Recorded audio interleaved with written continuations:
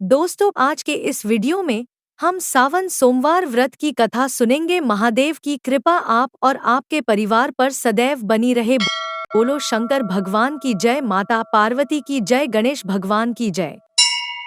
सावन सोमवार व्रत कथा। एक समय की बात है, किसी नगर में एक साहूकार रहता था। उसके घर में धन की कोई कमी नहीं थी, लेकिन उसकी कोई संतान नहीं थी। इस कारण वह बहुत दुखी था। पुत्र प्राप्ति के लिए वह प्रत्येक सोमवार व्रत रखता था और पूरी श्रद्धा के साथ शिव मंदिर जाकर भगवान शिव और पार्वती जी की पूजा करता था। उसकी भक्ति देखकर एक दिन माँ पार्वती प्रसन्न हो गईं और भगवान शिव से उस साहूकार की मनोकामना पूर्ण करने का आग्रह किया। पार्वती जी की इच्छा सुनकर भगवान शिव ने कहा कि हे पार्वती, इस संसार में हर प्राणी को उसके कर्मों का फल मिलता है और जिसके भाग्य में जो हो उसे भोगना ही पड़ता है। लेकिन पार्वती जी ने साहूकार की भक्ति का मान रखने के लिए उसकी मनोकामना पूर्ण करने की इच्छा जताई। माता पार्वती के आग्रह पर शिवजी ने साहूकार को पुत्र प्राप्ति का वरदान तो दिया, लेकिन साथ ही यह भी कहा कि उसके बालक की आयु केवल 12 वर्ष होगी। माता पार्वती और भगवान शिव की बातचीत को साहूकार सुन रहा था। उसे ना तो इस बात की खुशी थी और ना ही दुख। वह पहले की भांति शिवजी की पूजा करता रहा। कुछ समय के बाद साहूकार के घर एक पुत्र का जन्म हुआ। जब वह बालक 11 वर्ष का हुआ तो उसे पढ़ने के लिए काशी भेज दिया गया और साहूकार ने पुत्र के मामा को बुलाकर उसे बहुत सारा धन दिया और कहा कि तुम इस बालक को काशी विद्या प्राप्ति के लिए ले जाओ और मार्ग में यज्ञ कराना। जहाँ भी यज्ञ कराओ वहाँ ब्राह्मणों को भोजन कराते और दक्षिणा देते हुए जाना। दोनों मामा भांजे इसी तरह यज्ञ कराते और ब्राह्मणों को दान दक्षिणा देते काशी की ओर चल पड़े। रात में एक नगर पड़ा जहाँ नगर के राजा की कन्या का विवाह था। लेकिन जिस राजकुमार से उसका विवाह होने वाला था वह एक आंख से काना था।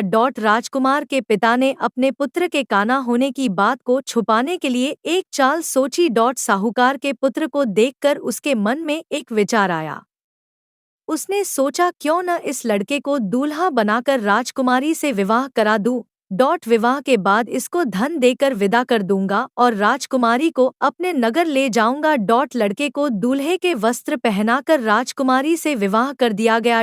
लेकिन साहूकार का पुत्र ईमानदार था, उसे यह बात न्यायसंगत नहीं लगी। उसने अवसर पाकर राजकुमारी की चुन्नी के पल्ले पर लिखा कि तुम्हारा विवाह तो मेरे साथ हुआ है, लेकिन जिस राजकुमार के संग तुम्हें भेजा जाएगा वह एक आंख से काना है। मैं तो काशी पढ़ने जा रहा हूँ। जब राजकुमारी ने चुन्नी पर लिखी बातें पढ़ी तो उसने अपने माता पिता को यह बात बताई। राजा ने अपनी पुत्री को विदा नहीं किया, जिससे बारात वापस चली गई। दूसरी ओर साहूकार का लड़का और उसका मामा काशी पहुंचे और वहां जाकर उन्होंने यज्ञ किया। जिस दिन लड़के की आयु 12 साल की हुई उसी दिन यज्ञ रखा गया। लड़के ने अपने मामा से कहा कि मेरी तबीयत कुछ ठीक नहीं है। मामा ने कहा कि तुम अंदर जाकर सो जाओ। शिवजी के वरदानुसार कुछ ही देर में उस बालक के प्राण निकल गए। मृत भांजे को देख उसके मामा ने विलाप शुरू किया। संयोगवश उसी समय शिवजी और माता पार्वती उधर से जा रहे थे। पार्वती ने भगवान से कहा, स्वामी, मुझे इसके रोने के स्वर सहन नहीं हो रहा, आप इस व्यक्ति के कष्ट को अवश्य दूर करें। जब शिवजी मृत बालक के समीप गए तो वह बोले कि यह उसी साहूकार का पुत्र है जिसे मैंने 12 वर्ष की आयु का वरदान दिया। इसकी आयु पूरी हो चुकी है। लेकिन मातृभाव से विभोर माता पार्वती ने कहा कि हे महादेव, आप इस बालक को और आयु देने की कृपा करें, अन्यथा इसके वियोग में इसके माता पिता भी तड़प तड़प कर मर जाएंगे। माता पार्वती के आग्रह पर भगवान शिव ने उस लड़के को जीवित होने का वरदान दिया। शिवजी की कृपा से वह लड़का जीवित हो गया। शिक्षा समाप्त करके लड़का मामा के साथ अपने नगर की ओर चल दिया। दोनों चलते हुए उसी नगर में पहुंचे जहां उसका विवाह हुआ था। उस नगर में भी उन्होंने यज्ञ का आयोजन किया। उस लड़के के ससुर ने उसे पहचान लिया और महल में ले जाकर उसकी खातिरदारी की।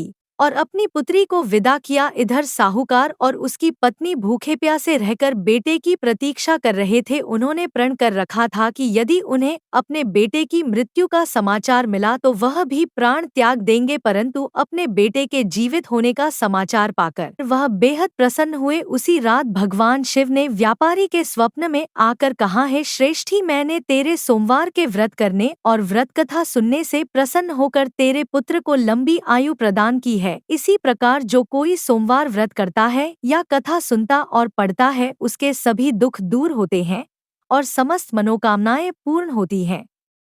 दोस्तों, बोलो शंकर भगवान की जय।